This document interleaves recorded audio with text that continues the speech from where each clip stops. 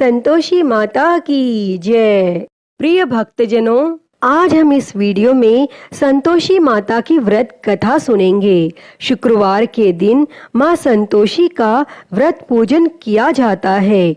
इस पूजा के दौरान माता की आरती, पूजन तथा अंत में माता की कथा सुनी जाती है। तो आइए सुनते हैं संतोषी माता की व्रत कथा। तो उससे पहले प्रेम से बोलिए संतोषी माता की जय। एक बुढ़िया थी, उसके 7 बेटे थे।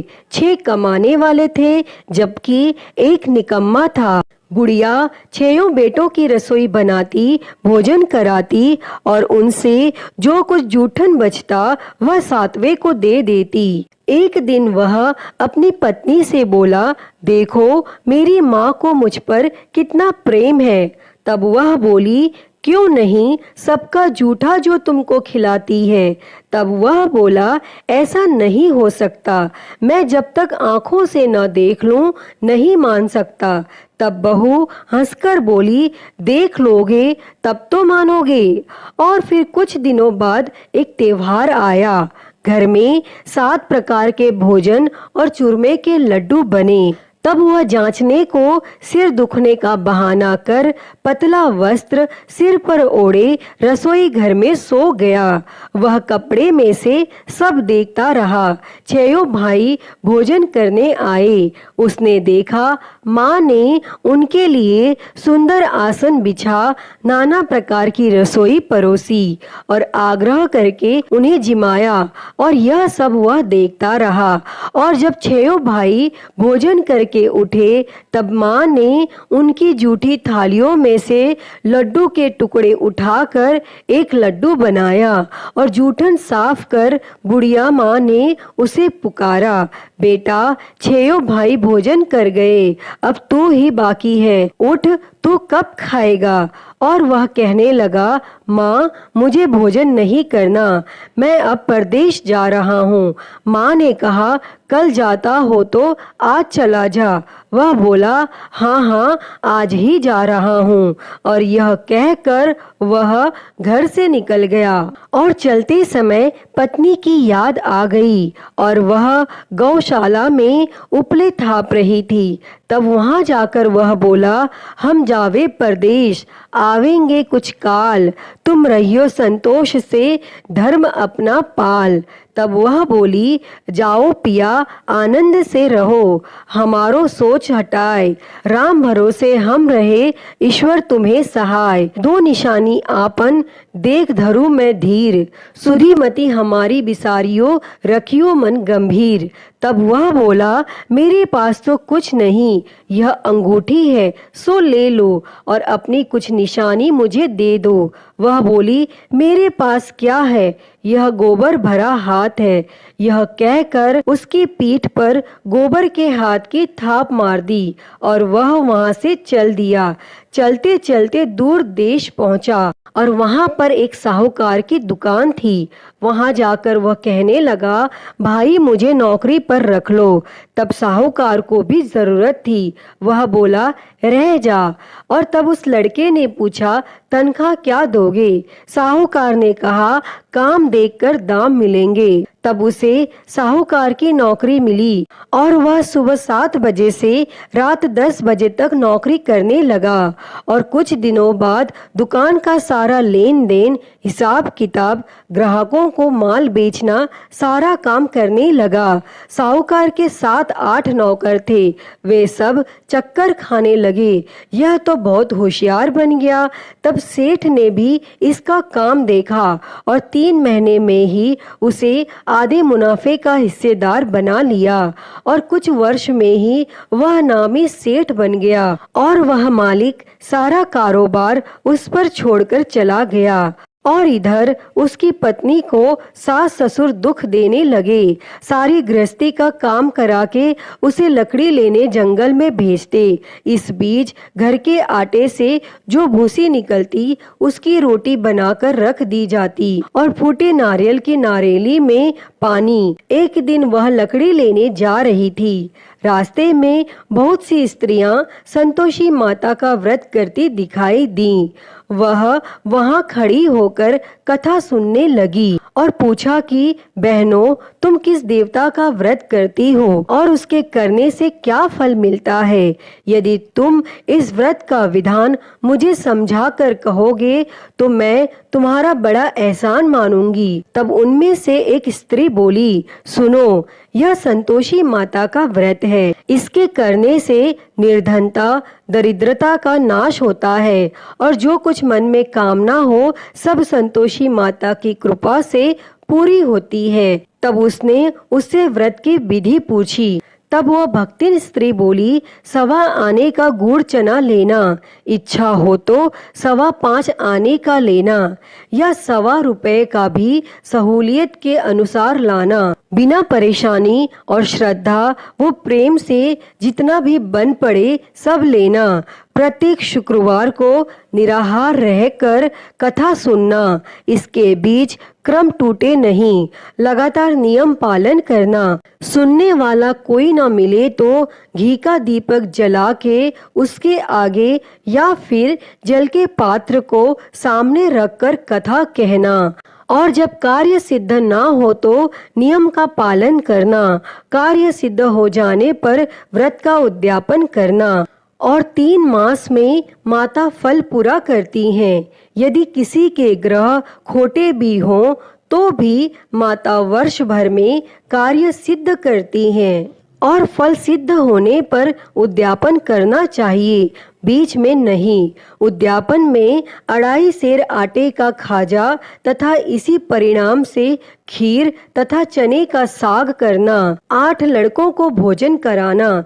जहाँ तक मिले देवर, जेठ, भाई बंधु के हों, न मिले तो रिश्तेदारों और पास पड़ोसियों को बुलाना, उन्हें भोजन कराना।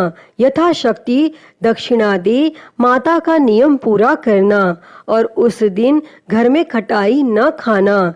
यह सुन बुढ़िया के लड़के की बहुत चल दी और रास्ते में लकड़ी के बोझ को बेच दिया और उन पैसों से गुड़ चना ले माता के व्रत की तैयारी कर आगे चली और सामने मंदिर देखकर पूछने लगी, यह मंदिर किसका है? सब कहने लगे, संतोषी माता का मंदिर है। और यह सुनकर वह माता के मंदिर में जाकर चरणों में लौटने लगी और विनती करने लगी, माँ, मैं निपट अज्ञानी हूँ, व्रत के कुछ भी नियम नहीं जानती, मैं दुखी हूँ। हे माता, हे जगत जननी, मेरा दुख दूर कर, मैं तेरी शरण में हूँ। तब माता को दया आई और एक शुक्रवार बीता कि दूसरे को उसके पति का पत्र आया और तीसरे शुक्रवार को उसका भेजा हुआ पैसा आ पहुंचा। यह देख जेठ जेठानी मुंह सिकोड़ने लगी। लड़के ताने देने लगे। काकी के पास पत्र आने लगे, रुपया आने लगा। अब तो काकी की खातिर बढ़ेगी। बेचारी सरलता से कहती, भैया कागज आवे रुपया आवे, हम सब के लिए अच्छा है। ऐसा कहकर आंखों में आंसू भरकर मातेश्वरी के चरणों में गिरकर रोने लगी। माँ, मैंने तुमसे पैसा कब मांगा है? मुझे पैसे से क्या काम है? मुझे तो अपने सुहाग से काम है। मैं तो अपने स्वामी के दर्शन मांगती हूँ।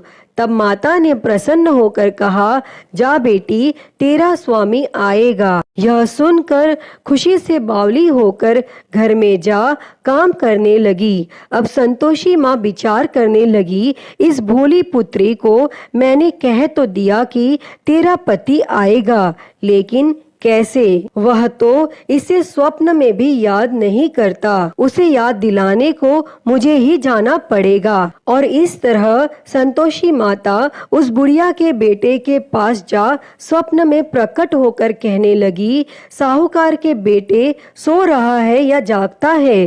तब वह कहने लगा, माता, सोता भी नहीं जागता भी नहीं हूँ, कहो क्या आज्ञा है? माँ कहने लगी, तेरे घर बार कुछ है कि नहीं? वह बोला, मेरे पास सब कुछ है, माँ बाप है, बहू है, क्या कमी है? माँ बोली, भोले पुत्र, तेरी बहू घोर कष्ट उठा रही है। तेरे माँ बाप उसे परेशानी दे रहे हैं। वह तेरे लिए तरस रही है, तू उसकी सुध ले। तब वह बोला, हाँ माता, यह तो मालूम है, परंतु जाऊं तो कैसे? परदेश की बात है, लेन देन का कोई हिसाब नहीं, कोई जाने का रास्ता नहीं आता, कैसे चला जाऊं?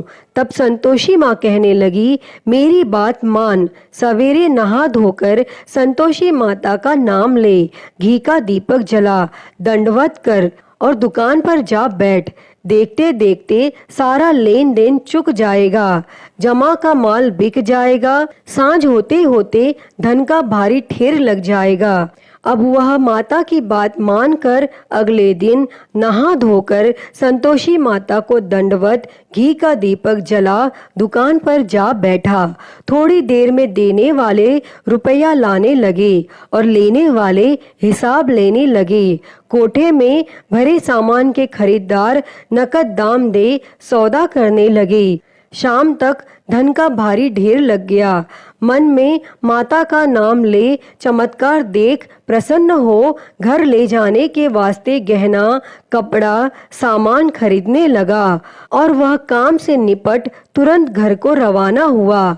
उधर उसकी पत्नी जंगल में लकड़ी लेने जाती, लौटते वक्त माता जी के मंदिर में विश्राम करती और वह तो उसके प्रतिदिन रुकने का जो स्थान ठहरा, वह धूल उड़ती देख माता से पूछती है, हे माता, यह धूल कैसे उड़ रही है? तब माता कहती है, हे पुत्री, तेरा पति आ रहा है, अब तू ऐसा कर, लकड़ियों के 3 बोझ बना ले, एक नदी के किनारे रख, दूसरा मेरे मंदिर पर व तीसरा अपने सिर पर। तेरे पति को लकड़ियों का गट्ठर देख मोह पैदा होगा और वह यहाँ रुकेगा, नाश्ता पानी खाकर माँ से मिलने जाएगा। तब तू लकड़ियों का बोझ उठाकर जाना और चौक में गट्ठर डालकर जोर से आवाज लगाना, लो सासू जी, लकड़ियों का गट्ठर लो, भूसी की रोटी दो, नारियल के खेपड़े में पानी दो, आज मेहमान कौन आया है। तब उसने संतोषी माता से बहुत अच्छा कहकर वह प्रसन्न मन से लकड़ियों के 3 गट्ठर बनाती है, एक नदी के किनारे पर और एक माता जी के मंदिर पर रखती है। इतने में मुसाफिर आ पहुंचा। सूखी लकड़ियां देख उसकी इच्छा उत्पन्न हुई कि हम यहीं पर विश्राम करें और भोजन बनाकर खा पीकर गांव जाएं। और इस तरह रुककर भोजन बना, विश्राम करके वह गांव को गया, सबसे प्रेम से मिला। उसी समय सिर पर लकड़ी का गट्ठर लिए वह उतावली सी आती है, लकड़ियों का भारी बोझ आंगन में डालकर जोर से 3 आवाज देती है, लो सासू जी, लकड़ियों का गट्ठर लो, भूसी की रोटी दो, आज मेहमान कौन आया है। यह सुनकर उसकी सास बाहर आकर अपने दिए हुए कष्टों को भुलाने हेतु कहती है, बहू, ऐसा क्यों कहती है? तेरा मालिक ही तो आया है, आ बैठ, मीठा भात खा, भोजन कर, कपड़े गहने पहन। उसकी आवाज सुन उसका पति बाहर आता है, अंगूठी देख व्याकुल हो जाता है। माँ से पूछता है, माँ यह कौन है? माँ बोली, बेटा यह तेरी बहू है, जब से तू गया है तब से सारे गांव में भटकती फिरती है, घर का काम काज कुछ नहीं करती, 4 पहर आकर खा जाती है। वह बोला, ठीक है माँ, मैंने इसे भी देखा और तुम्हें भी, अब दूसरे घर की ताली दो, उसमें रहूंगा। माँ बोली, ठीक है, जैसा तेरी मर्जी। तब वह दूसरे मकान की 3री मंजिल का कमरा खोल सारा सामान जमाता है। एक दिन में राजा के महल जैसा ठाट बाट बन गया। अब क्या था, वह सुख भोगने लगी। और इतने में शुक्रवार आया। उसने पति से कहा, मुझे संतोषी माता के व्रत का उद्यापन करना है। पति बोला, खुशी से कर लो। वह उद्यापन की तैयारी करने लगी। जेठानी के लड़कों को भोजन के लिए कहने लगी। उन्होंने मंजूर किया, परंतु पीछे से जेठानी ने अपने बच्चों को सिखाया, देखो भोजन के समय खटाई मांगना। जिससे उसका उद्यापन पूरा न हो। और लड़के जिमने आए, खीर खाना पेट भर खाया, परंतु बाद में खाते ही कहने लगे, हमें खटाई दो, खीर खाना हमको नहीं भाता, देखकर अरुचि होती है। वह कहने लगी, भाई खटाई किसी को नहीं दी जाएगी, यह तो संतोषी माता का प्रसाद है। तब लड़के उठ खड़े हुए, बोले, पैसा लाओ। भोली बहू कुछ जानती नहीं थी, उसने पैसे दे दिए। तब लड़के उसी समय हट करके इमली खटाई ले खाने लगे। यह देखकर बहू पर संतोषी माता ने कोप किया। राजा के दूत उसके पति को पकड़कर ले गए। जेठ जेठानी मनमाने वचन कहने लगे, लूट लूट कर धन इकट्ठा कर लाया है, अब सब मालूम पड़ जाएगा जब जेल की मार खाएगा। तब बहू से यह सहन नहीं हुआ और वह रोती हुई संतोषी माता के मंदिर गई और कहने लगी, हे माता, तुमने क्या किया? हंसाकर अब भक्तों को रुलाने लगी। तब माता बोली, बेटी तूने उद्यापन करके मेरा व्रत भंग किया है। तब वह कहने लगी, माता, मैंने कुछ अपराध नहीं किया है, मैंने तो भूल से लड़कों को पैसे दे दिए थे, मुझे क्षमा करो, मैं फिर से तुम्हारा उद्यापन करूंगी। तब संतोषी माता बोली, अब भूल मत करना। तब वह कहती है, अब भूल नहीं होगी, अब बतलाओ वे कैसे आवेंगे? माँ बोली, जा पुत्री, तेरा पति तुझे रास्ते में आता मिलेगा। वह निकली, राह में पति आता मिला। वह पूछी, कहाँ गए थे? तब पति कहने लगा, इतना धन जो कमाया है उसका कर राजा ने मांगा था और वह भरने गया था। तब वह प्रसन्न होकर बोली, भला हुआ, अब घर को चलो। कुछ दिन बाद फिर शुक्रवार आया और वह बोली, मुझे फिर संतोषी माता के व्रत का उद्यापन करना है। तब पति ने कहा, करो। बहू फिर जेठ के लड़कों को भोजन के लिए कहने गई। जेठानी ने एक दो बातें सुनाई और सब लड़कों को सिखाने लगी, तुम सब लोग पहले ही खटाई मांगना। लड़के भोजन से पहले कहने लगे, हमें खीर नहीं खानी, हमारा जी बिगड़ता है, कुछ खटाई खाने को दो। वह बोली, खटाई किसी को नहीं मिलेगी, आना हो तो आओ। वह ब्राह्मण के लड़के लाकर भोजन कराने लगी। यथाशक्ति दक्षिणा की जगह एक एक फल उन्हें दिया। तब संतोषी माता प्रसन्न हुई और माता की कृपा होते ही 9वें मास में उसको चंद्रमा के समान सुंदर पुत्र प्राप्त हुआ और पुत्र को पाकर प्रतिदिन माता जी के मंदिर को जाने लगी। तब संतोषी माता ने सोचा, यह तो रोज आती है, आज क्यों न इसके घर चलूं। और यह विचार कर माता संतोषी ने भयानक रूप बनाया। गुड़ चने से सना मुख, ऊपर सूंड के समान होठ, उस पर मक्खियां भिन भिन कर रही थी। दहेली पर पैर रखते ही उसकी सास चिल्लाई, देखो रे, कोई चुड़ैल डाकिनी चली आ रही है, हे लड़कों इसे भगाओ, नहीं तो किसी को खा जाएगी। और तब लड़के भगाने लगे, चिल्लाकर खिड़की बंद करने लगे। बहू रोशनदान में से देख रही थी, प्रसन्नता से पगली बन चिल्लाने लगी, आज मेरी माता जी मेरे घर आई हैं। वह बच्चे को दूध पीने से हटाती है। इतने में सास का क्रोध फट पड़ा। वह बोली, क्या उतावली हुई है? बच्चे को पटक दिया और इतने में माँ के प्रताप से लड़के ही लड़के नजर आने लगी। वह बोली, माँ, मैं जिसका व्रत करती हूँ यह संतोषी माता है। तब सब ने माता जी के चरण पकड़ लिए और विनती कर कहने लगे, हे माता, हम मूर्ख हैं, अज्ञानी हैं, तुम्हारे व्रत की विधि हम नहीं जानते, व्रत भंग कर हमने बड़ा अपराध किया है। जगमाता, आप हमारा अपराध क्षमा करो। और फिर इस प्रकार संतोषी माता प्रसन्न हुई। हे माँ संतोषी, बहू पर प्रसन्न होकर बहू को जैसा फल दिया वैसा ही फल इस कथा को कहते, सुनते और हुंकारा भरते सबको देना, सबके मनोरथ को पूर्ण करना। तो प्रेम से बोलिए, संतोषी माता की जय। प्रिय भक्तजनों, मैं उम्मीद करती हूँ कि आपको यह संतोषी माता की व्रत कथा पसंद आई होगी और अगर वीडियो अच्छी लगी हो तो इसे लाइक करें, ज़्यादा से ज़्यादा शेयर करें और कमेंट बॉक्स में संतोषी माता की जय लिखना ना भूलें। और हरिहर भक्ति चैनल पर आप नए हैं तो इस चैनल को सब्सक्राइब कर नोटिफिकेशन बेल को ज़रूर ऑन कर लें। हर हर महादेव। धन्यवाद।